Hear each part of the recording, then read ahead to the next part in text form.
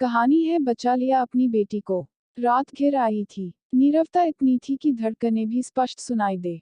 रूबीना ने गहरी सांस ली और अपने लक्ष्य की ओर चल पड़ी। रात के सन्नाटे में झींगुर की झीन झीन करती आवाज खौफ पैदा करने के लिए काफी थी कि एकाएक कोई कुत्ता दहाड़ मारकर रोने लगा। जल्द ही दूसरे कुत्तों ने भी उसका साथ देना शुरू कर दिया। डर कैसा होता है, रूबीना ने आज महसूस किया। आखिर वह जा कहाँ रही थी।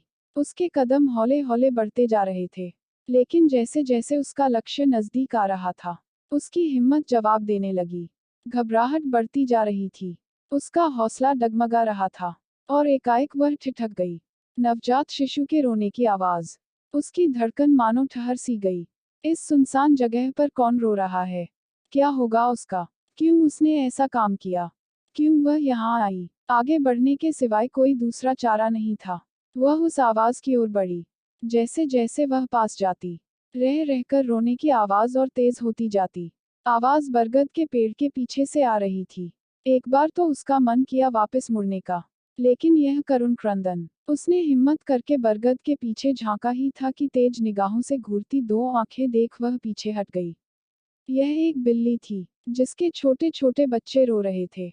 आज उसने पहली बार जाना, बिल्ली के बच्चों के रोने की आवाज और इंसानी बच्चों के क्रंदन में कोई विशेष फर्क नहीं होता। उसे बिल्ली से डर लगता था, लेकिन आज पहली बार उसने बिल्ली को देखकर राहत महसूस की कि इस वीरान जगह पर कोई इंसानी बच्चा न था।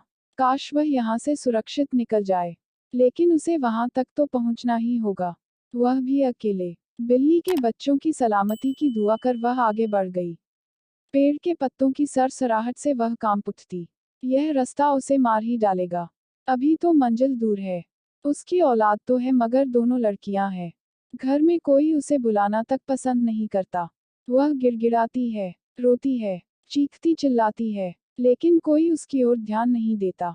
उसका पति शुरू से ऐसा ही था, अपने आप में मगन, बस पूरे दिन अपनी बड़ाई करते रहना, दूसरों के अस्तित्व को सिरे से नकार देना, महत्वाकांक्षाओं के पीछे भागते रहना।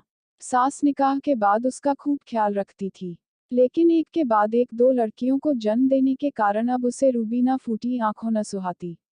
सास ससुर और पति चाहते थे कि वह एक बेटा जने, लेकिन यह तो उस ऊपर वाले को छोड़ किसके हाथ में था। सभी उससे नफरत करते थे, सिवाय उसकी दोनों बेटियों के। इस दुनिया में वह इन दोनों के लिए ही तो जी रही थी, वरना कब की मर जाती। इस रात उसने अपना सफर जारी रखा। 1 बज रहा था। आखिर वह पहुंच ही गई अपनी मंजिल पर। उसके सामने पसरा पड़ा था शहर एक खामोशा। क्या उसे अंदर जाना चाहिए? उसने मन ही मन खुद से पूछा, और फिर कलेजे पर पत्थर रखकर खामोश लोगों के शहर, इस कब्रिस्तान में आ ही गई। कब्रिस्तान की हालत खराब थी। उसने मन को तसल्ली दी, यहाँ तो जिंदा लोगों की भी कद्र नहीं है, मरे हुओं को कौन पूछेगा। कब्रिस्तान झाड़ियों से अटा पड़ा था। किसी को फिक्र नहीं थी इस स्थान की। एक न एक दिन सबको यहाँ आना है, लेकिन आखिर यहाँ कौन आना चाहता है?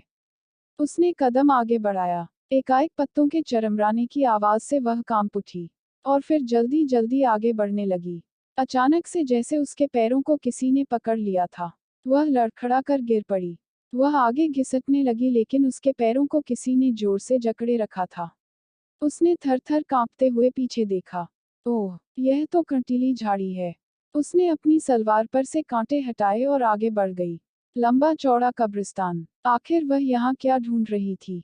चांदनी रात में कब्रों पर लगे यादगारी के पत्थर चमक रहे थे। वह नाम पढ़ती और आगे बढ़ जाती थी। कई इबारतें अब मिट चुकी थी या मिटने के कगार पर थी। सब भूल जाते हैं मरने के बाद। कौन किसे याद करता है? भूलना ही होता है। वह समझ नहीं पा रही थी कि उसे ढूंढना क्या था। वह क्या करने आई थी यहाँ? थक-हार कर वह एक कब्र के पास बैठ गई। नहीं, अब वह आगे नहीं बढ़ पाएगी। थकान उस पर हावी थी। पता नहीं कब उसकी आंख लग गई। कुछ पल बीते होंगे कि कब्र से इतनी जोर से आवाज आई मानो कोई दरवाजा खटखटा रहा हो। खौफ के मारे वह उठ बैठी। धीमे धीमे रोने की आवाज आने लगी, और वह आवाज एकदम से तेज हो गई। ओह, यह तो बिल्ली के बच्चों के रोने की आवाज है। उसने जैसे स्वयं को तसल्ली दी, लेकिन वह आवाज तेज होती गई, और अधिक तेज होती गई। स्पष्ट था, यह किसी शिशु के ही रोने की आवाज थी। लेकिन इस कब्रिस्तान में रूबीना पागलों की तरह हर दिशा में देखने लगी। एकाएक जिस कब्र के पास वह खड़ी थी, उसके ऊपर की धूल हवा में उड़ने लगी। अंदर से कोई खटखटा रहा था। रूबीना ने यादगारी के पत्थर पर उसका नाम पढ़ना चाहा। वहां लिखा था, एक लड़की जिसका अब तक कोई नाम नहीं है।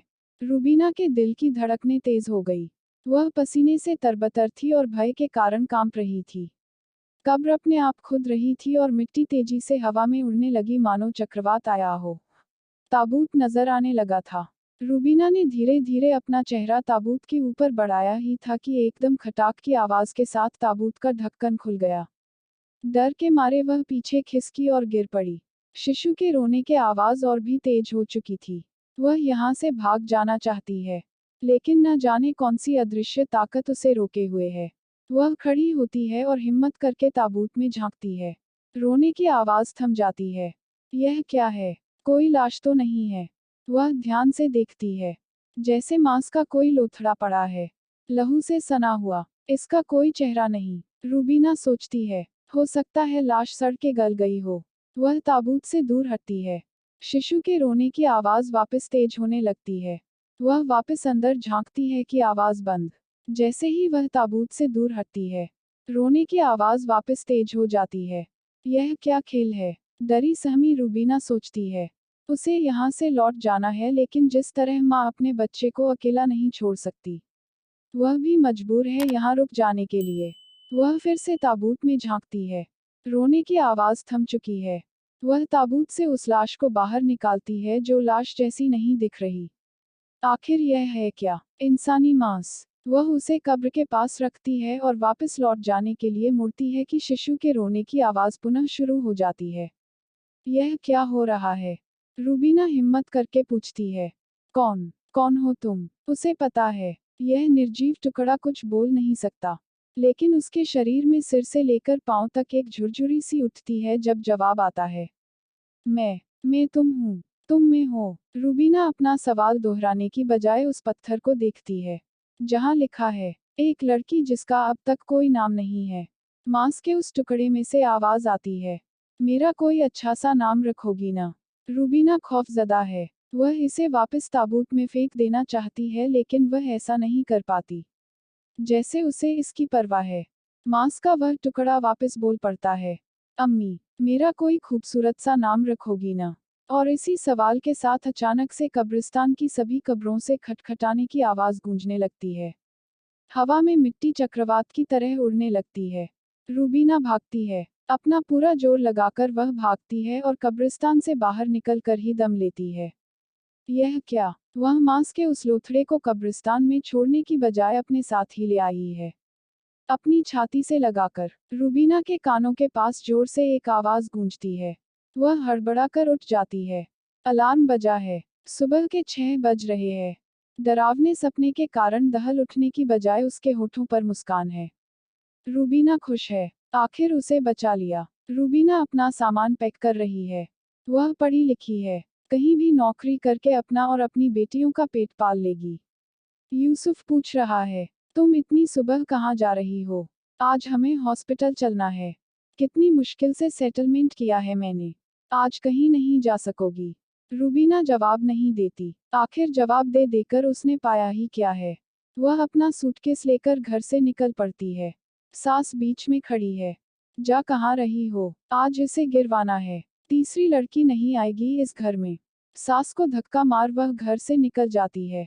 पीछे उसका पति और सास चिल्ला रहे हैं, रूबीना, रूबीना, पागल हो गई हो क्या? हॉस्पिटल नहीं चलना क्या? आज अपॉइंटमेंट है। जा कहाँ रही हो? रूबीना अपनी दोनों बेटियों, नहीं, तीनों बेटियों के साथ ऑटो में बैठ निकल जाती है। इतने बड़े शहर में उसे कहीं ना कहीं तो नौकरी मिल ही जाएगी।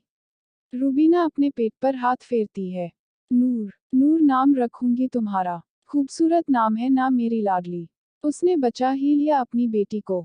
आखिर हर लड़की को हक है जिंदा रहने का, चाहे वह कोख में ही क्यों ना हो। ऐसी ही अच्छी कहानी देखने के लिए इस कार्ड पर क्लिक कीजिए। प्लीज लाइक और कमेंट करें और चैनल को सब्सक्राइब करें।